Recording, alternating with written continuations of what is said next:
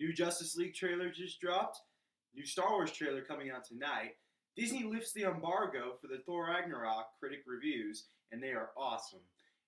And the weekend box office, all today on Robbie's World of Movies.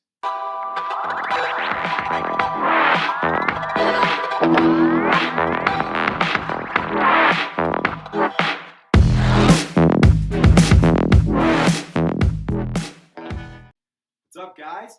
This is Robbie's World of Movies, and I'm Robbie. And what we do on this show is we like to go over all the news in the world of movies and give you some insight onto what it all means.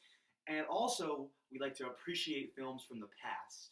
So, with that being said, again, I'm your host, Robbie, and today I'm going to be going over a few things in the world of movie news. So, yesterday, about at 6 o'clock in the morning while I was still sleeping, the new Justice League trailer came out, and I actually had a chance to watch it, and let me just say, I'll basically break it down a little bit. Basically, the trailer starts off with Lois Lane and Clark Kent on a farm, and Clark Kent turns around and says, "I take that as a yes," and he basically shows them as they just got engaged, and it's a little moment of happiness, and then it's kind of short-lived when Lois wakes up, and from there on out, basically all we get are just a bunch of to a David Bowie cover song. We get like a bunch of scenes that we've kind of already seen before, and just the Justice League just kind of assembling for the first time. So, overall, it was a good trailer, but I don't think that it was as good as the one that they put out at Comic-Con, and mostly because they didn't really show anything new, other than that opening scene with Clark Kent and Lois Lane at the farm. I love that clip, by the way. I mean, like I said, I loved how they could reveal Superman without actually revealing Superman. I mean, I just don't know how they did that, but they did it, so props to them. But I didn't like the music choice. I'm not talking about that Superman and Lois scene. If the rest of the trailer was as good as the Clark Kent and Lois scene on the farm, this trailer probably would have been better than the one at Comic-Con. But it was kind of like that trailer, like at the beginning of it was kind of like awesome. It was up here, and then it kind of just went from there. So basically, for the rest of the trailer, like I said, there was nothing really new. I mean, yeah, there were probably a few new shots in it, but like there was no it didn't really tell us anything that we didn't already know. So that was something that I was kind of a little let down by the trailer. I didn't like the music choice. It was a David Bowie cover song, and personally, I did not think that it fit the trailer. It did not fit the trailer as well as Icky Thump by the White Stripes in the first trailer, or Come Together by I think it's Godsmack in the second trailer, a cover for the Beatles. And the last trailer, it was kind of like it just had like the Justice League main theme music, and I loved it. And at the beginning of this trailer, it had like the Superman music and by Hans Zimmer, and personally, I loved it, and I honestly felt like I was watching Man of Steel again. And Man of Steel, I honestly think, is probably the most underestimated superhero film out there, because people, I mean, it got mixed reviews, but personally, I like it, and I think that it's really underappreciated. Now on to the next topic. My question for you is, do you watch football? Well, if you don't, you should tonight, because halftime of the Monday Night Football game tonight, the new Star Wars The Last Jedi trailer drops.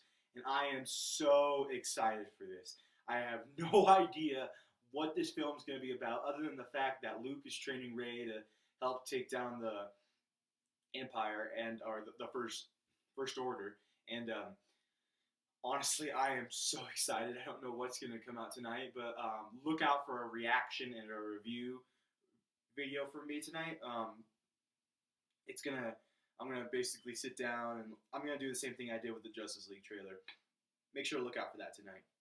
But like I said, I am so excited, and I think the reason why I'm so excited for this movie, or for this trailer, is because I really don't know, what to expect from this.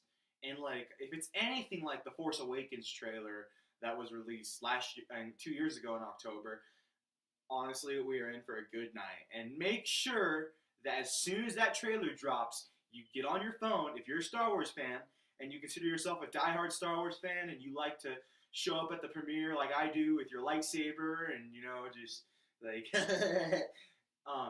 make sure as soon as that trailer drops, go online to Fandango or AMC and make sure you get your tickets because a lot of theaters now are doing reserved seating. It's not like it used to be where there were 40 seats in the whole entire, where there was like 140 seats in the whole entire auditorium, and it was kind of like you bought your ticket and then you showed up. Now it's reserved seating. So and there's like only 40 seats, at least at the movie theater that I always go to. There's only 40 seats in the theater, and it's reserved seating. So that means that you need to get your ticket, and that's your spot. So make sure as soon as that trailer comes out, you're on your phone and you're getting your Star Wars The Last Jedi tickets. In other news, the reviews for Thor Ragnarok came out, and let me tell you, they are awesome. Here are a few reviews by some critics at Collider. Thor Ragnarok music soundtrack is fantastic, and some of the visuals are insane. Seeing again as soon as I can. Another Marvel winner.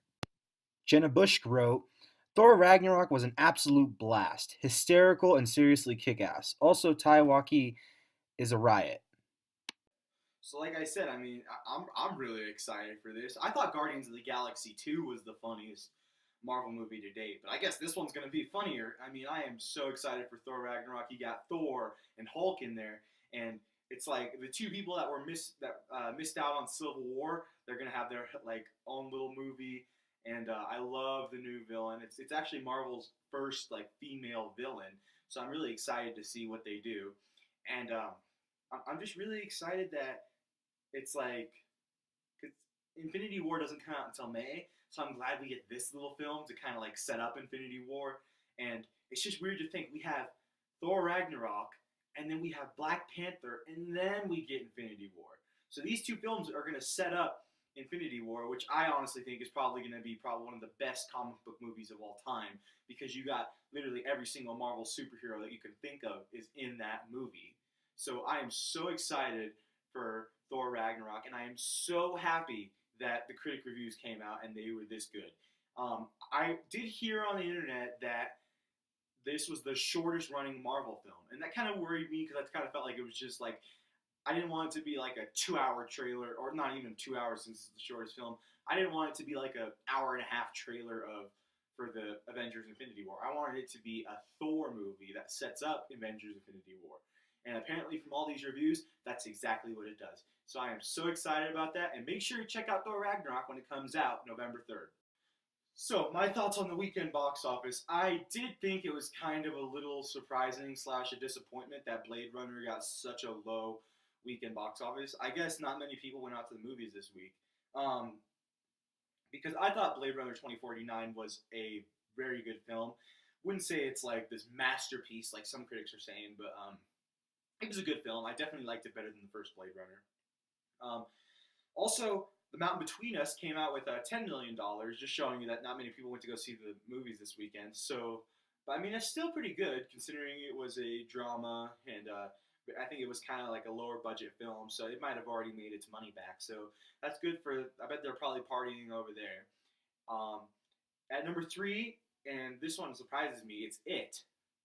And the reason why I'm surprised is because it was literally in, I think, second place last week.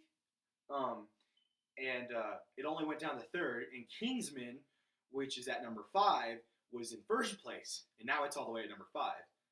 And it still managed to stay right in the middle. And I'm just shocked that this movie did this well. Personally, I love the movie It.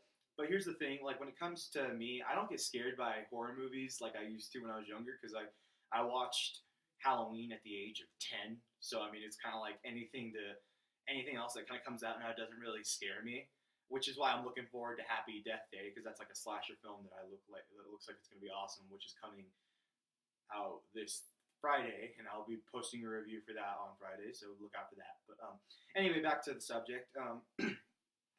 Honestly, I felt like that it was a great movie. Like I said, it didn't scare me, but it scared a lot of people. And I felt like that